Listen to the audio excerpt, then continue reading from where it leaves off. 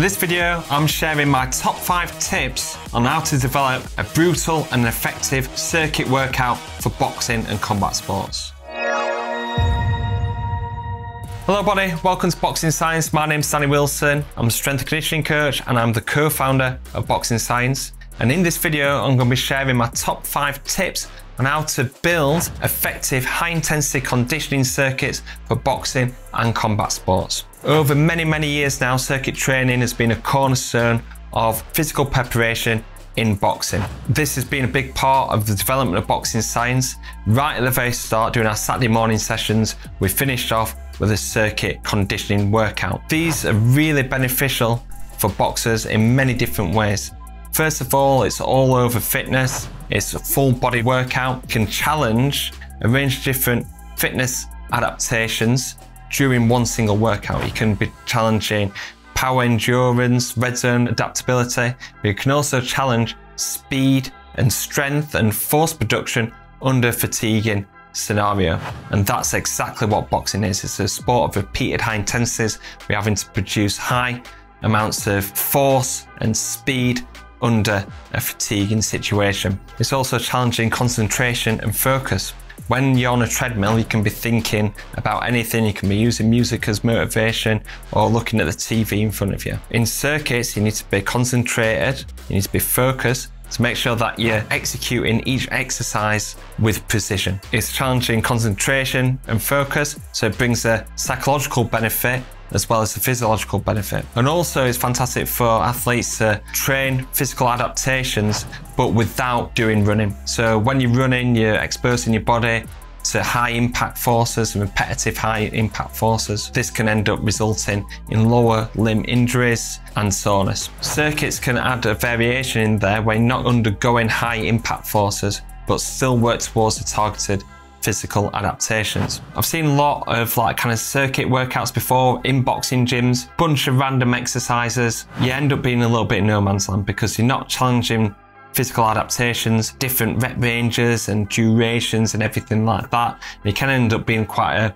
endurance workout, not a high intensity workout. So tip number 1 is to manage rep ranges, time of the reps, and also the duration of the circuit. This is really mismanaged because putting too longer circuit time, so let's say something like 45 seconds, and also the duration of a set of the circuit can end up being like 6, 7, or even 8 minutes long. It's very hard to maintain the speed and intent that's needed to get up into that red zone and target physical adaptations. So it's really important that you keep it short, but not too short, to make sure that you're targeting the red zone adaptations. And also, I'm talking about adaptations here, it all depends on the adaptation that you're targeting.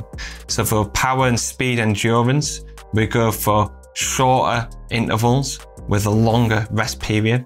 And with heart rate intervals, we go to about a 2 or maybe even a 3:1 ratio. So let's start off with red zone adaptations. So red zone adaptations when we're targeting 90% of the maximum heart rate. So with this, I aim for the total circuit length to between 3 and 5 minutes, because this is enough time to elevate the heart rate, but also doesn't go on long enough, so we're still able to maintain high intensity actions and high intensity performance. This 3 to 5 minutes is split up into intervals, either 2 or 3:1 ratio.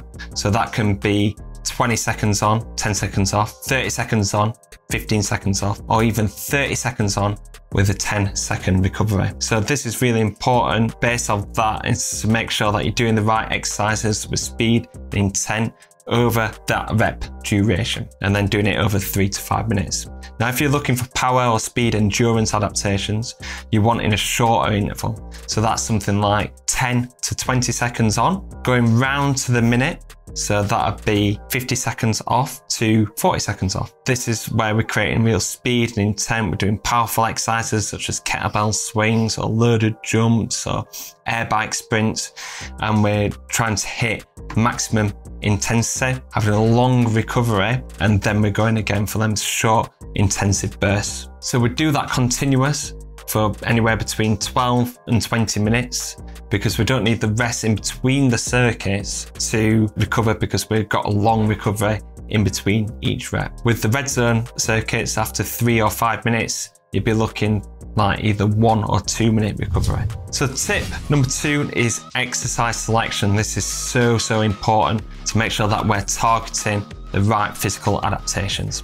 So for red zone circuits, so for high intensity, you're wanting to either have high forces or you wanting high speed. Often I see in boxing gyms that you do sit-ups, tricep dips, press-ups, pull-ups. These are all exercises that require a lot of muscular tension, often quite slow, but they're not high forces. You're not going to get physiological response where you're spiking the heart rate or we're creating muscular acidosis. So we're wanting fast and forceful actions. So we'll look at the fast actions first, which is something like sprinting on the spot, double under skipping, burpees, mountain climbers, burpees into sprints. These are all fast actions and explosive and creating a lot of repetitions, and this will get the heart rate pumping, which will end up getting you up into that red zone. Or you can go for forceful ones, so that's like kettlebell swings, med ball slams, med ball punch throws.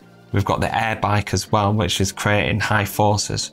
So this is going to help you elevate that heart rate more. So like I said, you've got to pick really explosive exercises or fast exercises to make sure that you're challenging that body, spiking your heart rate or spiking muscular acidosis. With this, it's important to get these in the right order as well. You're not wanting to do a lower body exercise paired with another lower body exercise, because if you're fatigued from the first exercise going into the second exercise, this will affect the intensity that you can produce on the second exercise. Let's say if you're going from a sprint on the spot into lunges or anything like that. If you do a lower body exercise into lower body exercise, the intensity that you're able to achieve will be quite limited. An example would be doing burpees into sprinting on the spot, because you've got some sort of upper body element there.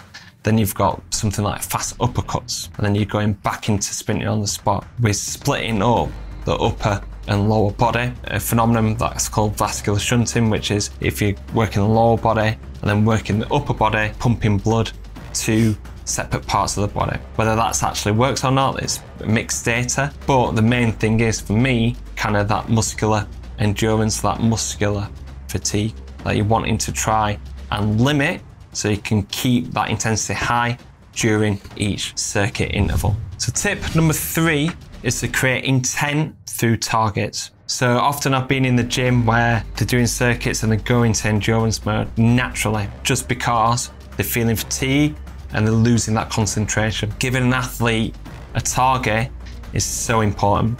It creates that speed and intent, concentration and focus that you're needing to execute that session optimally. So for example, burpees over 20 seconds, I'll be giving an athlete anywhere between 12 and 15 rep range as a target. This means that they're going to create a lot of speed and intent and force, which will then spike the heart rate or muscular acidosis, and then you're going to be optimizing the adaptation from the session. So create targets, whether that's burpees, whether that's sprinting on the spot and how many contacts, burpees, sprinting on the spot, or an air bike target or a sprint distance or something like that. That's the best way to try and create speed and intent and also optimize the training response from your circuit workouts. Tip number 4 is if you can, have some sort of running activity in that circuit. Best way to get your heart rate elevated is through running. It's the most physically demanding thing that a boxer can do apart from boxing. Getting an athlete running is most likely to get their heart rate elevated to get the adaptations that you need from the session.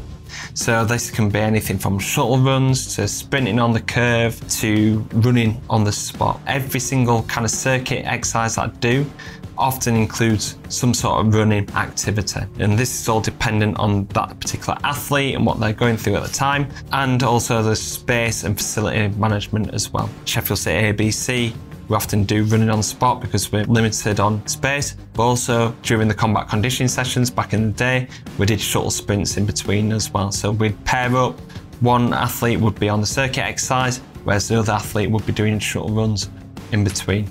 And this maintained a really high heart rate whilst doing circuits. So the fifth one, and probably the most important one that you can do, a really good trick, is to either do heart rate spikers or finishers.